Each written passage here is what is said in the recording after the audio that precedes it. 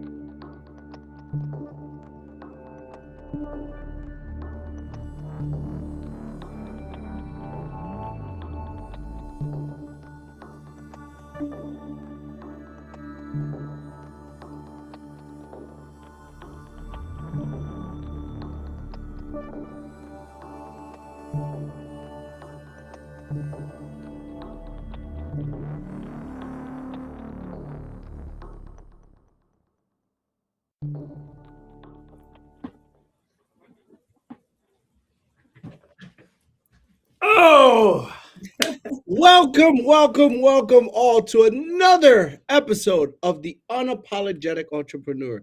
Ladies and gentlemen, boys and girls, before I begin, just know that you can scan right here or scan all the way over there in the other corner. Scan, like, share, and subscribe to get more content like the one you're receiving today. But let's begin. Let me begin. See, today's episode is going to take an interesting twist. See, there's a side of entrepreneurship that social media almost never shows you. Everybody sees the ribbon cuttings of offices, the celebrating. Everybody sees the congratulations, the logos, the sales, the awards. What nobody sees is what's happening underneath the hood, or better yet said, behind the business.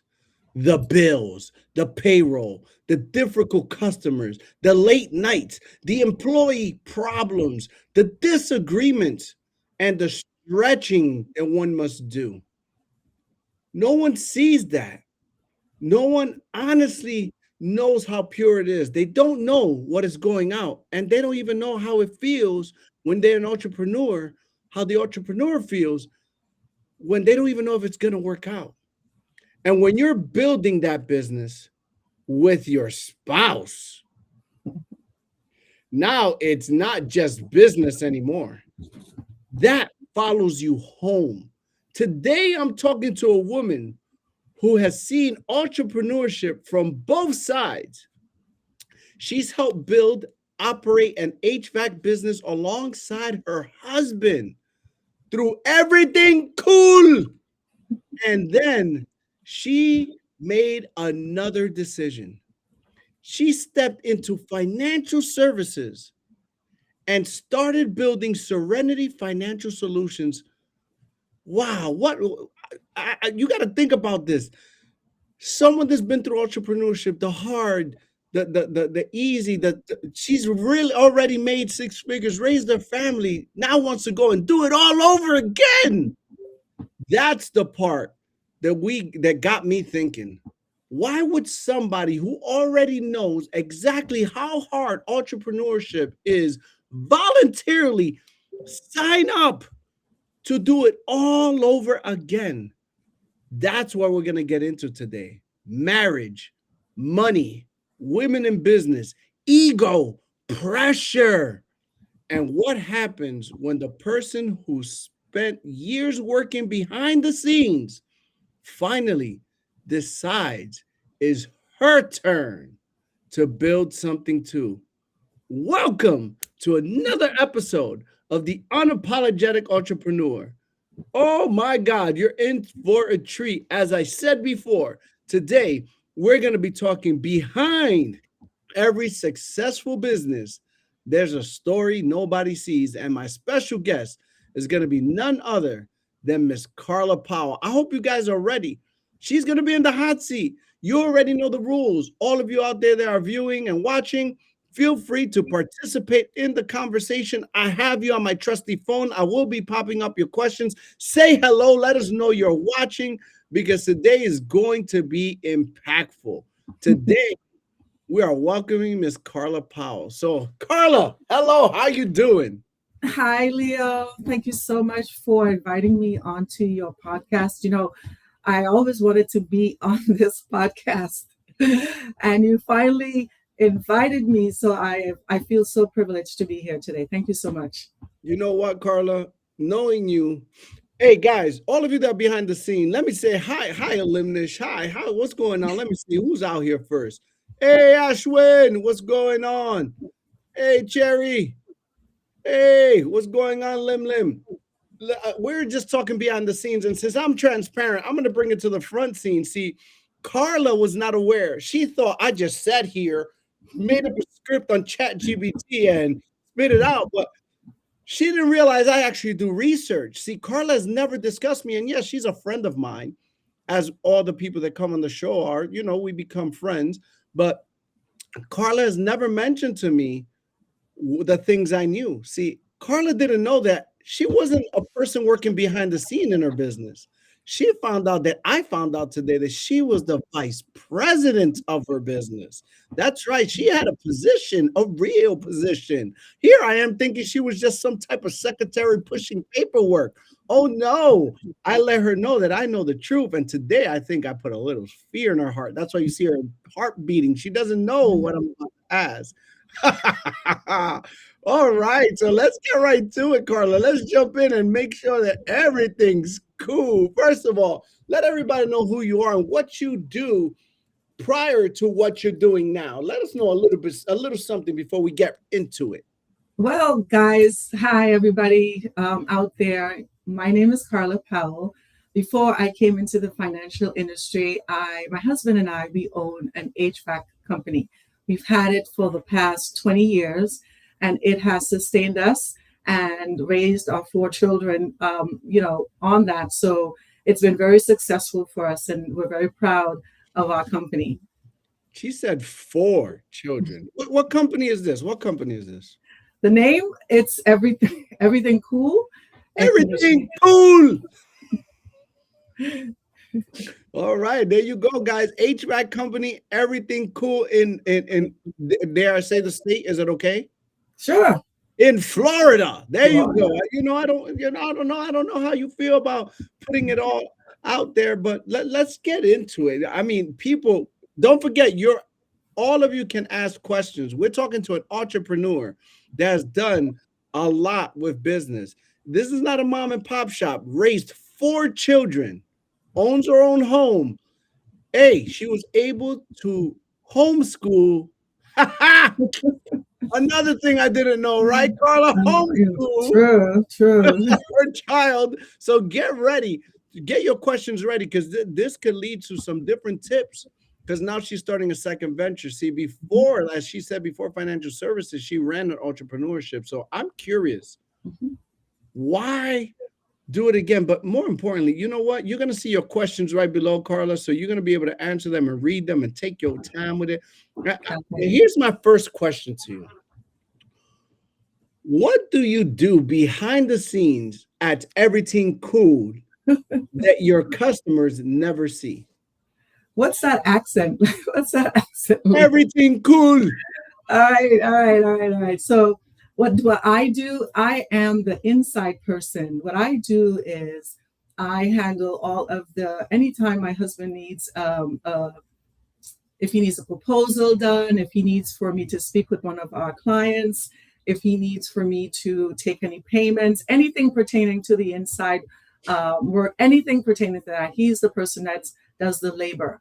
I'm the other side of that. So it's hard work. It's hard work. I mean, pushing paper is hard work, but that's what we do. That's what I do. Okay. So has there ever been a season where everything looks successful from the outside, but behind closed doors, you were sitting there thinking, I don't know how we're going to pull this one off? Yes, there are times, guys, not every season is a prosperous one. And so, yes, we've had our share of, thinking, man, is this something that would sustain us? Do we need to do something else? Because I really was a stay-at-home mom. I worked for a little bit, but after I believe one time I wasn't feeling well and I stayed home for I think it was about 2 weeks or 3 weeks. And my husband said, well, your whole paycheck goes to daycare and babysitters. So, stay home. So that's why I decided to stay home. But yeah, when we started the business, it was, we were scared to start the business. We were two young people, first time in, becoming entrepreneurs, didn't know what it entailed. All I knew was my husband had the skills and I had the know-how as well. And we put that together and we formed this company that's been with us for the last 20 years. So yes, there were times that there were ups and downs, but we came through it. That's interesting. You say you've been in business already 20 years. Mhm. I don't know how many viewers out there watching that are married, they work in business together.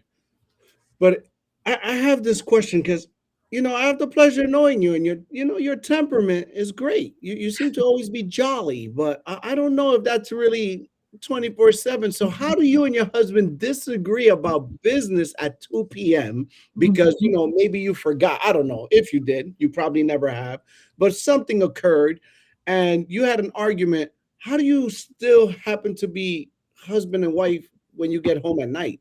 Mhm. What's the complexity there? Tell us about that. That's a great question. That's a very, very good question, Leo. I would say for us, that's one thing we do. We address the issue. Okay. When anything arises, we first address the issue. We don't we don't we don't attack each other's character. We touch upon the issue. We try to resolve it. There's that word we buried, right, in CEO life, that word try. We resolve it based on understanding, listening to each other. We don't listen to prepare a comeback when we are in the midst of having an argument. I mean, it took years. This is not something that it just one day, oh, let's do this. It took us back and forth to get to this point that we can actually, at the end of the day, just before we go to bed, we know we love each other. And even if we don't resolve the issue before we go to bed, which we really try to do, is that word again, the next day we come back and we resolve it. We never let it go for more than a day. So you don't let it fester. And No. didn't you just celebrate your anniversary recently? Yes. Oh, more research. When was your anniversary? July 4th. Oh, happy way after anniversary, but 4th of July, fireworks. All right. Got it. Yeah, look at her. Okay. Yes, Man, when the country was getting independent, we were hitching together.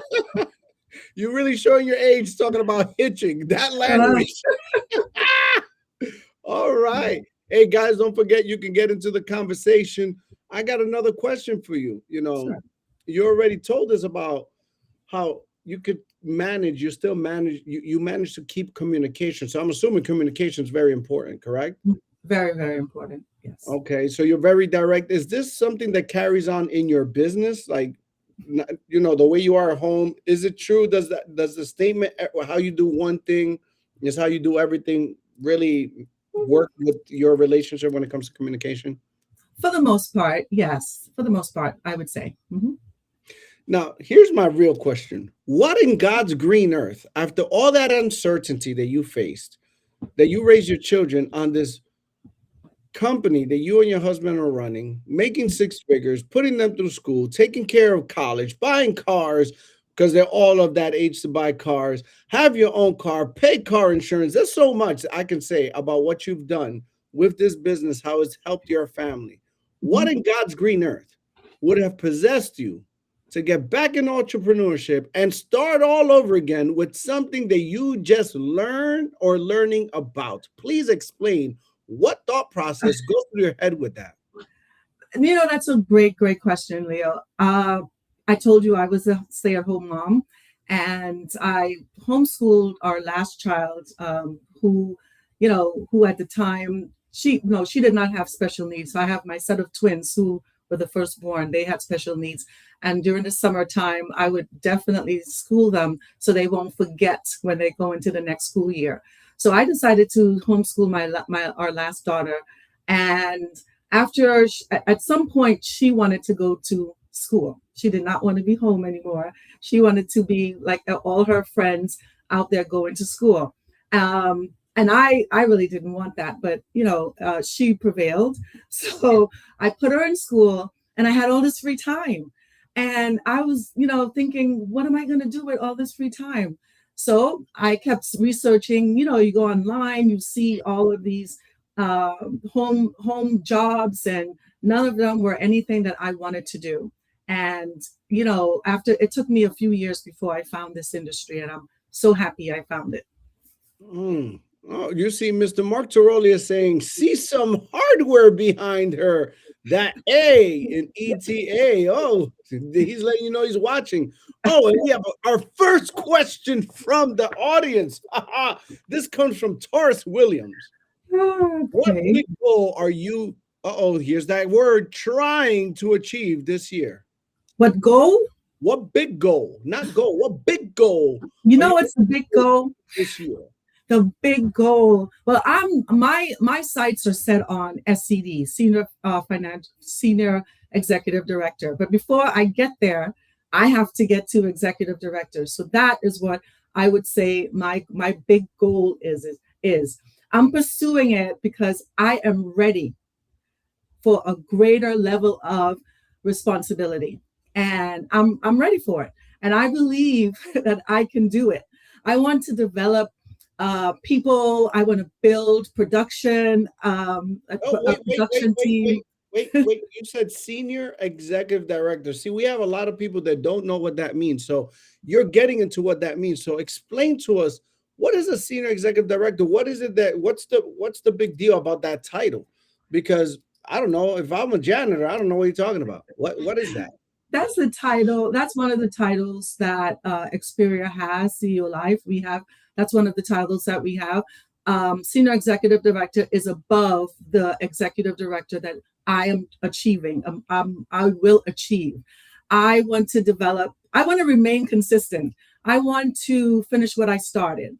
You know what? It's not. It's not only about reaching a title for me. Okay, it's about becoming that kind of leader who helps other people recognize their potential and create something meaningful for their families. That's what it means to me.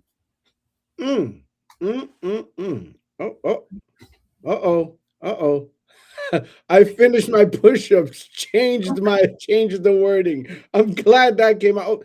And they're coming back. We have another one. This is from Asia Gardner. What advice would you give a woman attempting to transition from a stay-at-home mom to an entrepreneur, or going back into the work environment?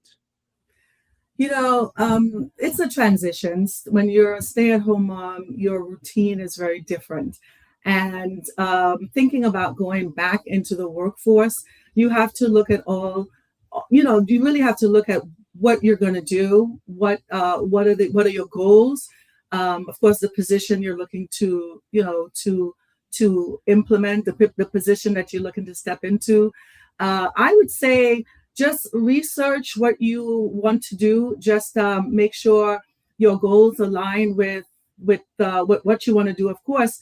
And just make sure, if you have young kids, that you have your kids, everything is set in place for them, so that when you do go back into the workforce, they don't suffer.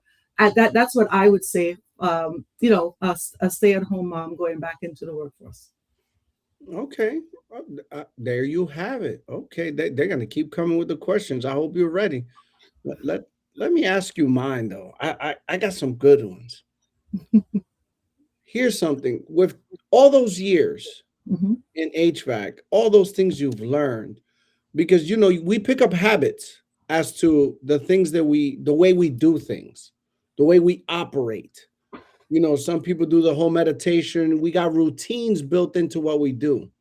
I'm curious to know, what did you have to unlearn when you enter the financial industry or financial services? What did I have to unlearn? Wow, that's a good question. I have to think about that, Mr. Leo. I have to think about that one. What You did I guys have heard to, it number 4. She's gonna have to think about it. what did I have to unlearn? Um, I've always been independent in the sense that, being a stay-at-home mom. Yes, I raised the kids and everything while my husband worked, but I, being home for so long with them, I felt that I was not alone in the sense that I didn't have support. I had tremendous support from my husband, but coming into the workforce and having to step into a team and having to be a team player, I've always been, but it was new to me again, having to step into a role that, I had to share who I am with others. I don't know if that makes sense, but So being your true self is something you had to unlearn how to keep yourself yes, in secluded with your family, where people only got to know you within the inside. So being mhm, out there, being more present, more more present. uh, Absolutely. being seen. Being seen. Yes, being seen. You got a long one here. Uh-oh. Before, from Mr. Mark Tarolia, Okay. before you ever entered this industry, entrepreneurship had already taught you lessons about leadership, discipline, money, people, and adversity. Which of those lessons gave you the biggest head start? And what do Mm. you think first time entrepreneurs, I think, wait, it goes longer. First time entrepreneurs usually have to learn the hard way. So being with all the lessons you've been taught through, when you were doing the 20 years you've been doing of everything cool, right? You've learned about leadership, discipline, learned about money. I mean, I seen you fly first class. People, learning about adversity. What lessons gave you a head start as opposed to someone that's just getting into entrepreneurship, um, and has to learn it the hard way? What lessons I had to learn the hard way? What's one lesson you learned due to Uh-huh. your experience that someone new would have to learn the hard way? Hmm. Um, I believe money, I, right? I was thinking the same thing. It would have to be money, but tell me what you think about Yeah, it's money. I mean, I say it all the time. And I can say for myself, I don't know for everybody out there, but folks, none of us thought it was taught about how to grow money, how to invest money, how money can help you as not just as an individual, but your family. And I would say that one, yeah, that one would be the biggest one that I had to, yeah, I would I, say. I got a follow-up question with that. When you say money, are you talking about spending it? Because I could imagine as an entrepreneur, your money is not like someone who's 9 to 5 that already knows exactly what they're making. You can go. Yeah. So are you talking about money management, spending it, investing it? What lesson about money do you know getting Well, into this financial field? Because now mhm. you're doing a whole different entrepreneurship. There's someone like, I don't know, Mary Jane that's just coming in and just does $10,000 and now has that money in the bank. What's the difference between that person making 10,000 and you making 10,000? I learned money management along the way. I am the person, my husband makes the money and I manage it. I've always managed it. And managing, you have to, I mean, in our industry, in the HVAC industry, if you don't know, we consider it seasonal because right now it's summer. This is when it's booming. And then when summer's over, now it's winter, especially for the people in the north. But in Florida, it's still warm, but the but the industry slows down a little bit. So you have to know how to manage your money because if we make it in the summer, but we have to have it sustain us through the slow months. And that's how I learn how to manage money. Oh, so that's a head start. And Coach Mr. Mark Tarolia, stay on my notes because my next question was going to be, did running a business teach you something about money that made financial services matter even more? You know what? The biggest lesson for me is that, not, you don't always make money overnight. That was the biggest lesson for me. Money, you have to learn how to grow money. Like I said, I didn't learn how to grow money. I didn't know how to manage it. I learned as our business started to thrive. That's how I learned. And so in this industry, I would say that that's something that I learned, that money doesn't always come to you as easily as you would like it to. Mm. People are really loving your money talk right now, and they're just coming in from the background. I'm glad you're not on your phone the way some of the guests are. They're on their phone to see what's Uh, going on the page, because these are questions that are just coming random at you. And we got one from Cherry Cherry. Ortega. What's more important, making money or managing it? That's a good one, Cherry. Oh yeah, Cherry. That's a really, really good question. I mean, what's more important? I would say both is important, because when you make money, and I mean, obviously, you'd have to learn how to manage it in order for you not to lose it, right? You don't want to put it in places that you can lose it so quickly. So making money, like I said just now, when it's not always easy to make it. I mean, and some people make it easily and some people don't. And for the people who's made it easily, sometimes it goes through their fingers and they don't even know what happened. So I would say both. I can't really definitively say one over the other. Well, Carla, the hits just keep on coming. Let me tell you, you're picking both right now. I heard you got to pick a side, but we're going to let you get away with that one for that one. But I got a question from the crowd right now, Okay. and it's going to require you to really be honest with us all. And this is being documented. Okay. You got to be true to yourself when you answer this question. Are you All right. ready for it, Carla? I'm ready. I'm You told always me you ready. I'm always ready. born ready. All right, you're born ready. Asia asked you, she dared ask, money, networking, or knowledge? Which one is your number one and why? Oh, Asia. Um, hmm. I would say money. And why? Why money? Money is important, guys. I mean, networking and knowledge is important too now.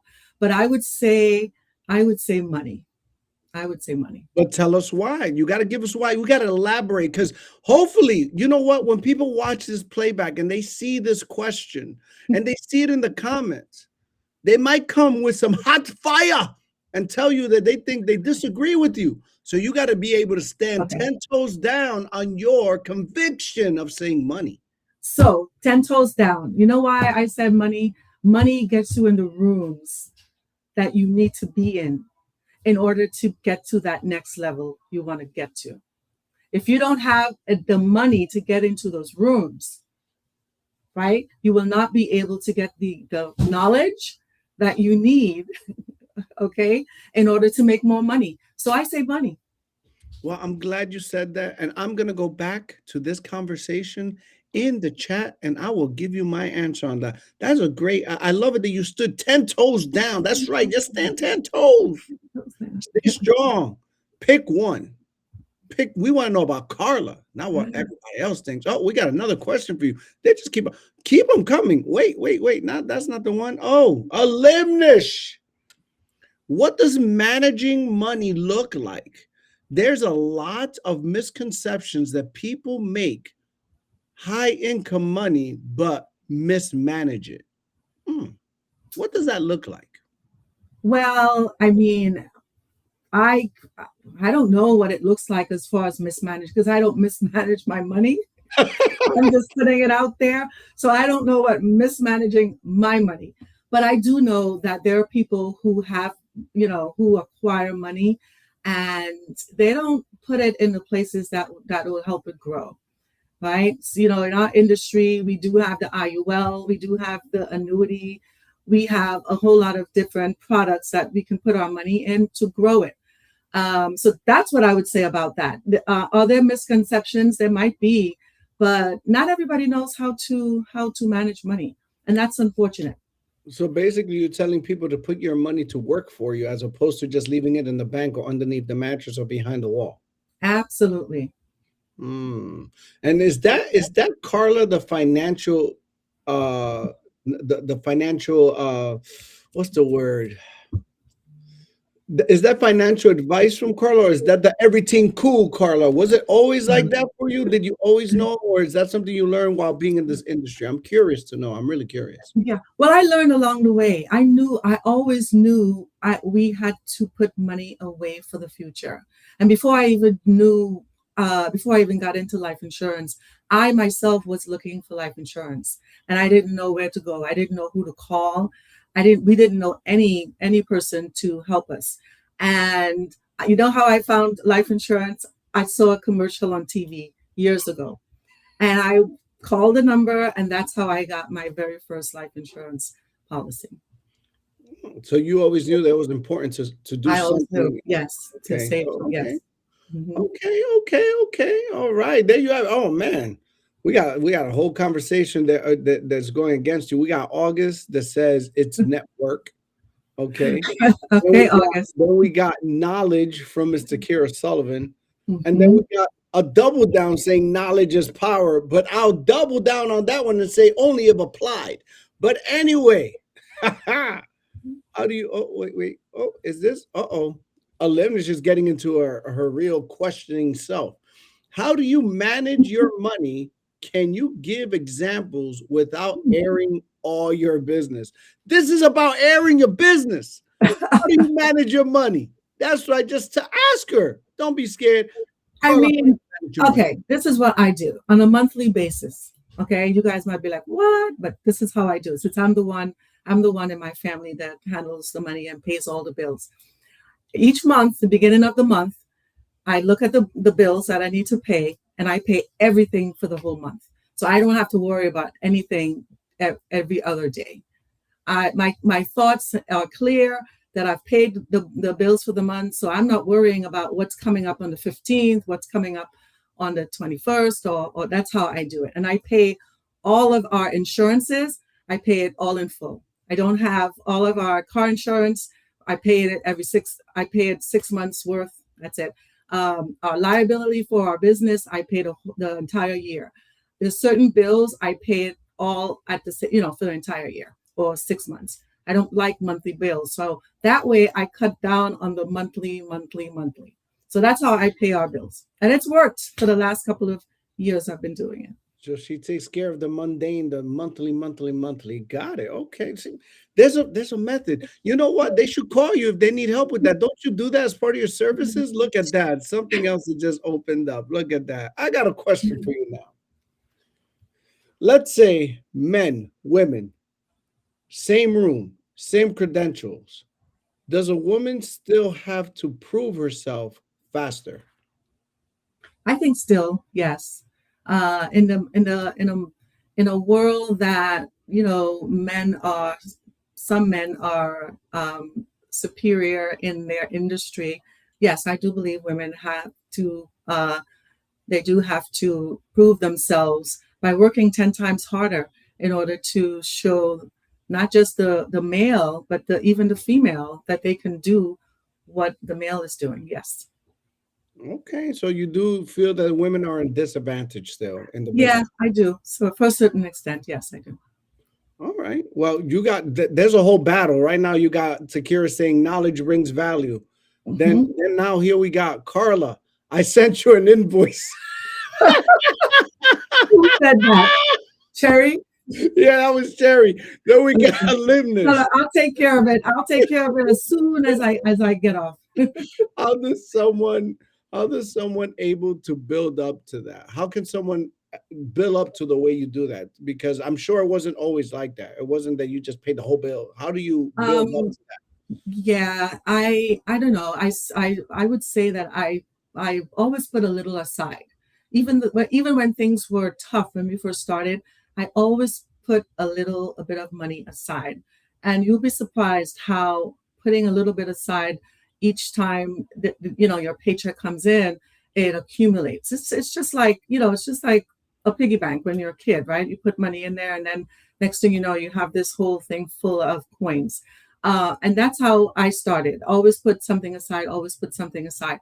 And it just got to the point where who likes bills? Nobody likes bills. I don't like bills either. And I don't want to every day look at what's due today, what's due today, what's due today.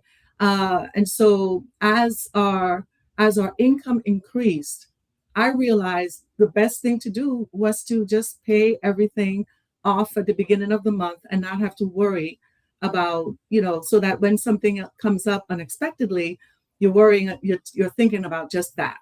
That's the only thing that you're not thinking, well, you know what, I have the mortgage to pay. I can't, what am I going to do about this? And not everybody is in that space, and I understand it, but that's how I got to this point. As our income increased, I decided that, our how I look at money, it's much different now, and how I pay the bills, it's much different now. And I realize not everybody's can do that. And that's why, Alumnish, when you asked me that and you said without airing your business, that I'm just telling you my business right now. That's exactly how I do it. I love it. I love it. Well, you started a whole debate here, because now we got Coach saying, I'm with Carla. Definitely will get in the right proximity of network from buying access, and I'll gain knowledge from my network. So you got people battling still about your call here, what you're saying. Then you just so you know, Takira's laughing at Cherry because she sent you an invoice. An invoice. I see it, Cherry. Thanks for reminding me, Cherry. August says discount. Listen to me. Discipline and sacrifice and tight budgets. That's what he's talking about. Mm-hmm. Let's see. We got Miss TK Diamond. I hate balances, so I do my best to see zero balance, not past due. I feel you. And guys, I can just say to you guys right now, we were never always where we are today. We didn't start that way. I can relate to a lot of folks out there that's having, financial difficulties. We were there. We were, my husband when we first started, got married, like anybody else, you have to catch your footing, make sure you know what you're doing. And there were times when he got paid and I got paid when I was working outside the home, on Friday and Monday, we broke because the bills had to be paid. But I've always been someone who never wanted to owe anyone or anything. And if I can just get rid of it as soon as I get it, then I would do that. That's how I've always been. Okay. So my husband lucked out. He got somebody that, He did. He did. He's probably listening right now, too. He's probably in the other room. He's probably listening. Here we go with number 7. Here's my question. Have you ever felt pressure to make this look easier than it was? Have you ever felt like you had pressure to make it look easy? Like fake it till you make it, be it till you see it, whatever the case may be, Did you ever feel like you had pressure on that? You mean like what I just described? On your whole entrepreneurship, do you feel like when you're down, do you still have to show like you're not? I do believe in enthusiasm. I do believe in positivity. And there are times, yes, when, you're not always feeling it. If you want to say fake it, then it exudes how I feel and what I project. So I'm not a pessimistic person. When something is bothering me, I think about it and I calculate it, however I do it. But at the end of the day, I don't let negativity drive me. So I would say, whatever pressure I feel, I focus very, very hard on exuding the positive side of Carla. There you go. Always positive. You got people chiming. They still debating this thing about those 3 questions. Asia, okay. Asia done started something. But here we go. Marvin Polo Miller ask, what's the hardest lesson you had to learn in this business? And how did it shape your approach moving forward? Good question, Marvin. Great You know, question. I would say the hardest lesson I had to learn was that, or the greatest question I had to learn was growth requires consistency, not perfection.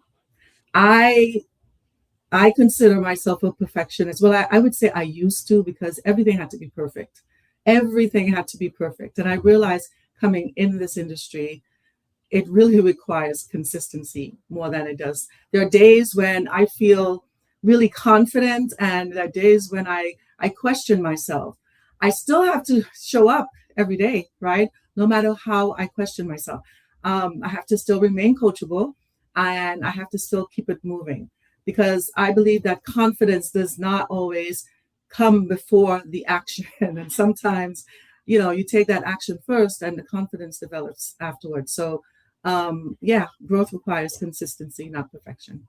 Marvin, she was not prepared today. I can't prepare her for those kind of questions. Oh, Guys, Leo never told me what questions were coming. He told me he just wanted authentic. So everything that you're hearing, it wasn't prepared at all. look at that. All right, we got one for you. All right. We got a little more comfortable for this. When did your ego cost you something in business? That's a tough one. When? Hmm. I would say, in this business, right? And of course, we're talking about me, so I can only speak for me. In this business, ego can get ahead of us. Okay. And yes, I had times when my ego got ahead of me. But I spoke about this yesterday or a few days ago with the books of the month. I have to say those books of the month is what checked me and checked my ego. So you have learned lessons from the books that so you're doing personal development. I am very much So so personal development is something very serious and near and dear to your growth as far as an entrepreneur. And is it just in entrepreneurship or also in your life? in my life. It wasn't always that way. Actually, I wasn't self-developing as much until I came here. I was, but when I came here and I saw what CEO Live had on its platform as far as developing not just our minds, but it you can't help for have it to have it spill over in your personal life. I mean, you can't. So I was happy that what I learned spilled over in my personal life. You know, Carla, there's a whole different side of you that I didn't know. Look at that. Imagine what research does. We got some people asking some questions about Miss Carla Power right now. We got Miss Takia Diamond. She's a serial entrepreneur, and she wants to know, Carla, how do you manage both businesses, the family business and the business needs you as well as your own personal business? It's a bit challenging at times managing multiple businesses. So her questions, how do you do it? How, how does that work in your brain working multiple businesses? Well, you know what? We've had the HVAC business for a long time, and that's the only business that we had. So the life insurance industry came in after the fact, and so it was easy to transition into that and pull that into the HVAC business. Now it's not always easy because it's two completely different entities, as you know. I have to, as I said, my husband is the one who does the labor, everything outside. He pretty much handles the clients, and I do the inside work. And so I would say he takes a lot of the pressure off of me because he handles not just the labor out there. He do handle the clients as well. And all I have to do, and it seems like it's simple, but I still have to manage the money, not just our personal money, but the business money. And life insurance, what I'm doing right now, it helps actually. It shows me how to better handle the money that I already have. So it's not always easy, but you have to you have to know how to juggle it. You have to, and Prioritize. not Prioritize. just prioritize, but I believe you do have to know what you're doing. You have to know, and then you have to love what you do too. If you don't like what you do or love what you do, it wouldn't it shows. Mm. Okay, we got Mr. Kirkendog. Harold. Mr. Kirkendog is saying, what mindset shift allowed you to think beyond just personal success? What mindset shift? Repeat it again, Leo. I'm sorry. What mindset shift allowed you to think beyond just personal success? Uh, Confidence, I guess. I don't know if that makes sense. Um, Elaborate. Elaborate. What mindset shift? I don't know. For people who know me, would know that I am someone who do not like being in the limelight, who do not like to be the center of attention. I'd rather be a director than an actor in front of the camera. And I would say for that's a shift that I had to change and to master, because everybody tells me you should be up front, you should be this and that and the other, and I believe that the people who I look up to and the people who mentor me, I truly believe what they're saying. So I would say that's it.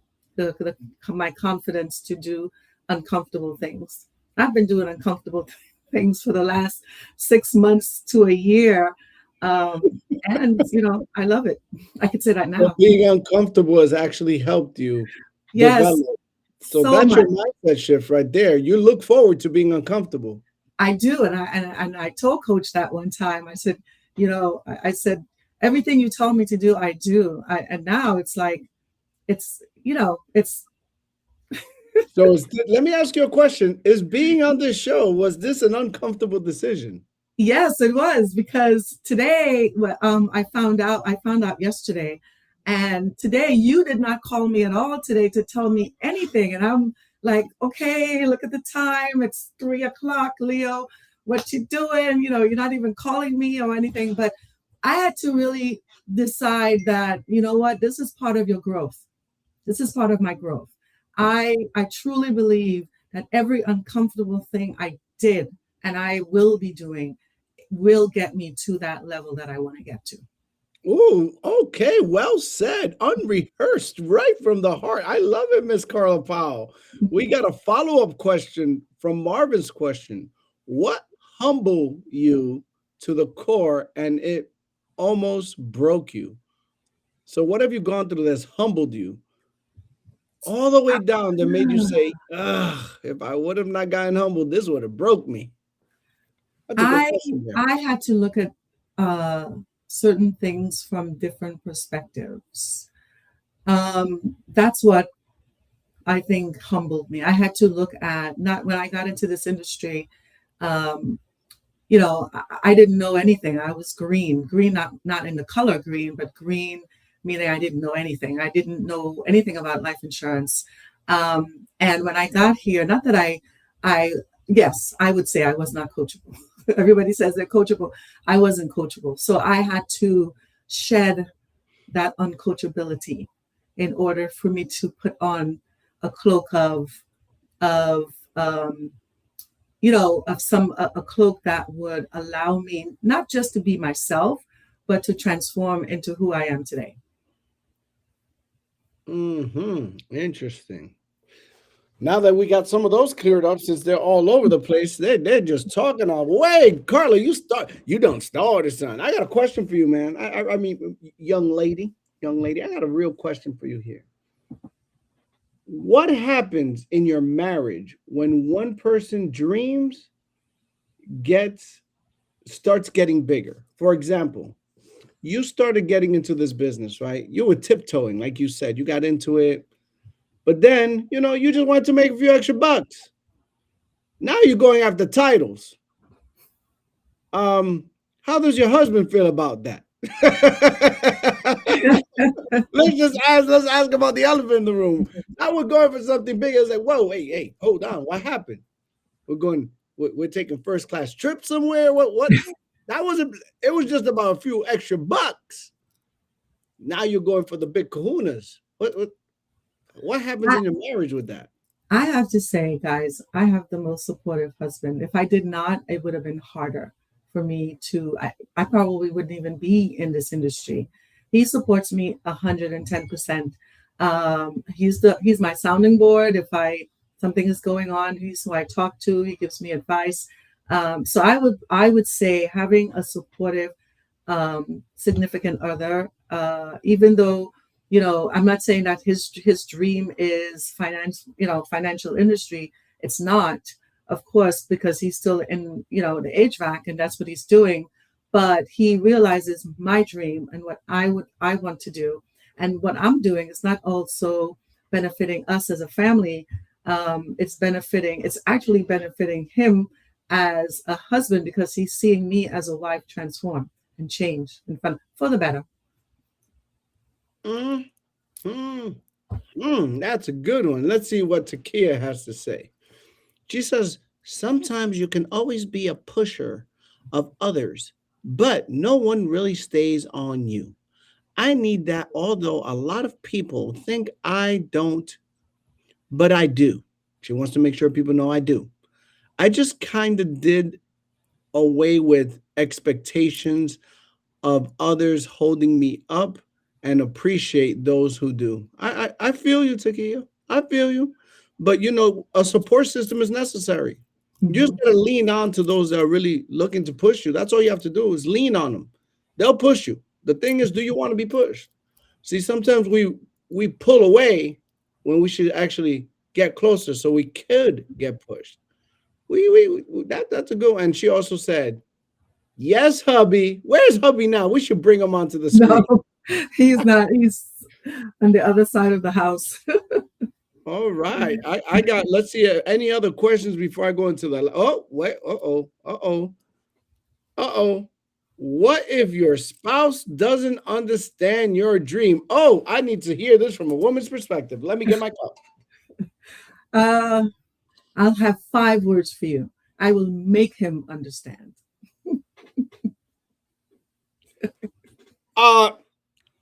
Should I dare say elaborate? Because that was I will make him understand. She knew that answer is something she must have had in her pocket for a long time. I didn't. I will make him understand. Like she knew exactly how many words she was going to use. Guys, listen.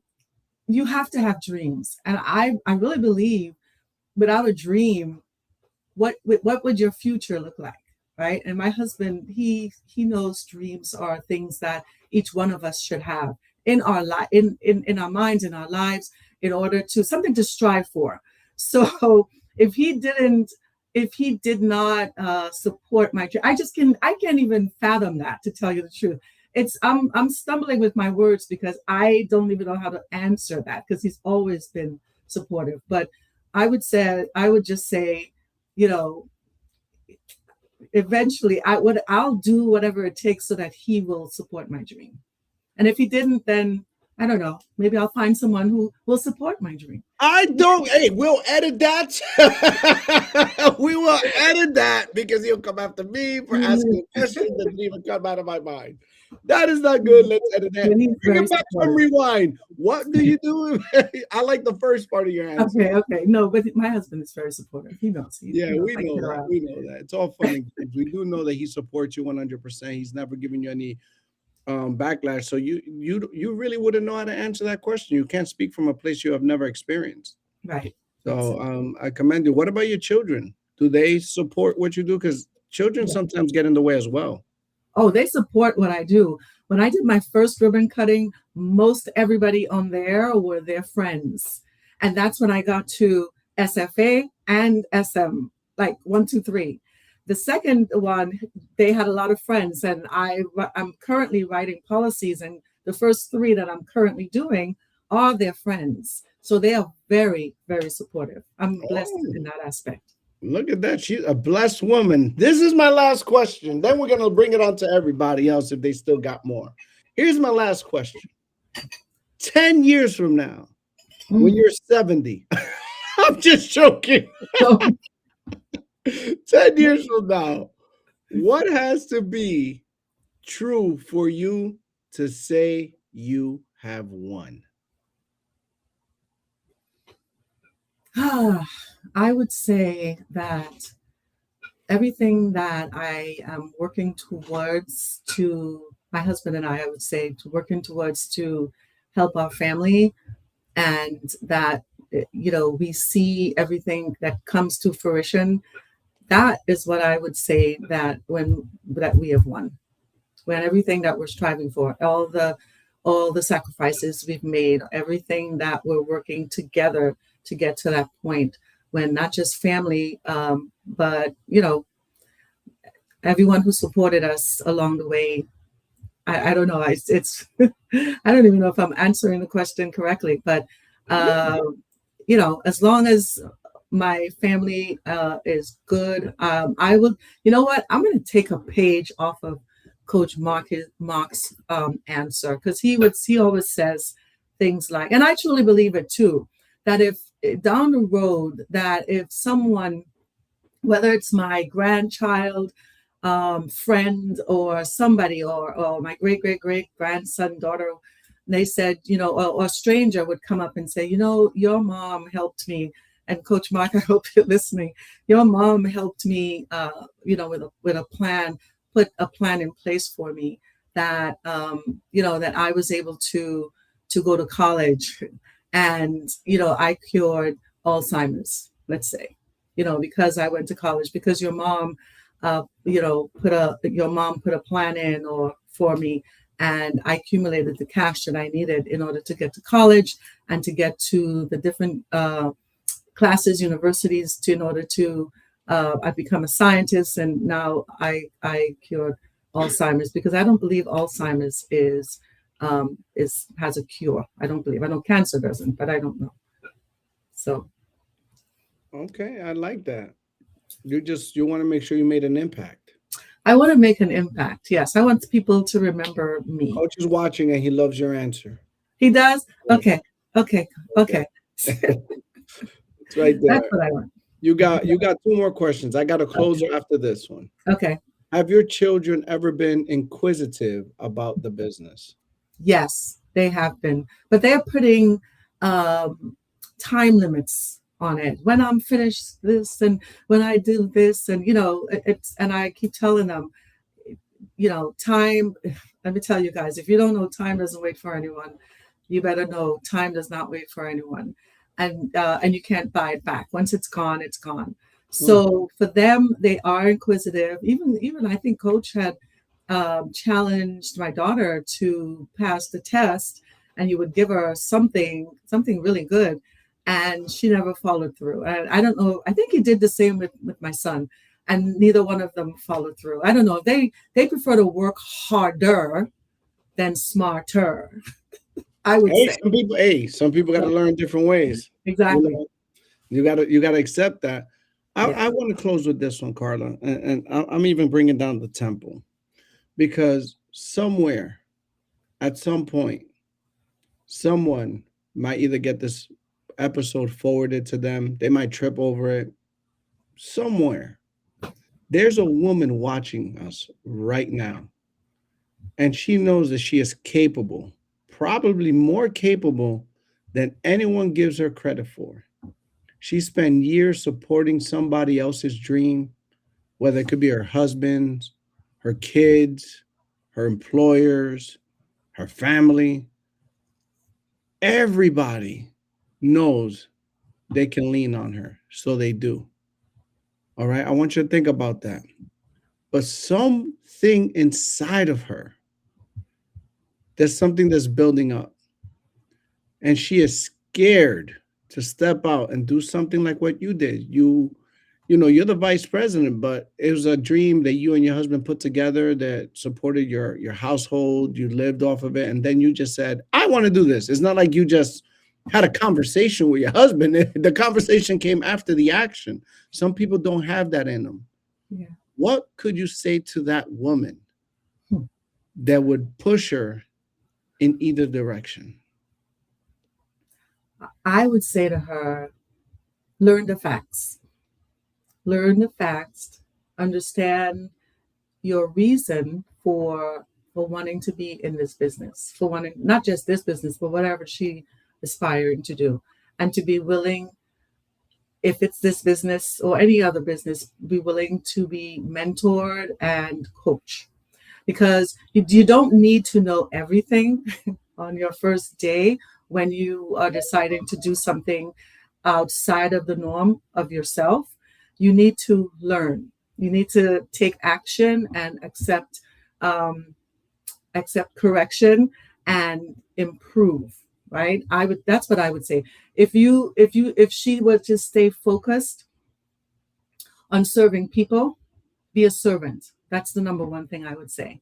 And developing herself, the business can help her grow in ways that go beyond just income. That's what I would say. So you would tell her to take the shot. Take it, baby. Just take it. Ooh, what if she feels that she's gonna risk it all? What if she feels that all those people that are around her that lean on her, love her, supposedly, let's say, as a husband, is not with it? Not everybody has the luck that you have of a supportive husband. And nonetheless, a supportive husband that's gonna allow or wants their woman to be a breadwinner per se. Mhm. What what then? Do you still do you still tell her take the shot? I would. I would tell anybody, if they have a dream, never give up on your dream. In spite of what's going on, we have to dig deep inside of ourselves in order to accomplish what we would like to accomplish. And it would be great if you have family members and friends that would support you. Not everybody has that luxury, but I would definitely tell her, do not give up on your dream. There's no better way that I could have said that. I'm so happy. It's been an honor that you were here. Thank you, Carla, for having some laughs. Thank you for going I through the had nerves. fun. Thank you for answering all the questions. Hopefully, the guests didn't mistreat you too much with their questions. Yeah. Um, it's been, I can't say anything other than you did great. I love your answers. You started a whole debate. Can't wait to join in when we log off. This is my closing message for everybody out there. Entrepreneurs, I want you to really hear me on this. Really, really hear me on this. Some of you are sitting on a dream right now because of your life. You're just sitting on your dream and you feel that your life is already good. Look at Carla. She was good, right? Something inside her woke her up and made her wanting to do something else. I wouldn't say bigger or better, just something else. Mhm. The bills are paid. So you got it good. The bills were paid, the family's okay. Hey, the career you already have might even just be working. It works perfect. The business you have works perfect. I would tell you this. We have one life. I've been told that this is a vacation. If you have a burning desire inside of you, a dream, to having something that's yours, that you can call your own, that you could build from the ground up, even though you already have something good and you want to do it, like Carla said, just do it, baby. Just do it. So stop asking yourself if you should. Just voluntarily get yourself uncomfortable and watch yourself grow. And be Carla, grateful for the opportunity. That's what I say. there you go. Be grateful for the opportunity. Carla, it's been an honor to have you here. Guys, Thank you, you can guys. be Thank you, anywhere in the Leo. world. You spend it with myself and Miss Carla Powell here. A shameless plug somewhere people can find you, they can see you. Let them know. My company is Serenity Financial Solutions, but I am proud to be part of CEO Life. And I am on Facebook. I am also on Instagram. And I do book reviews. You guys search me on, and I can't remember right now, but you can search me up on YouTube. You'll see all of my book reviews there. There you go. Serenity Financial Solutions. Guys, it's been an honor, a pleasure, and a privilege because you could have been anywhere in the world, but you were here with us today. And I thank you. Thank you. Bye, guys.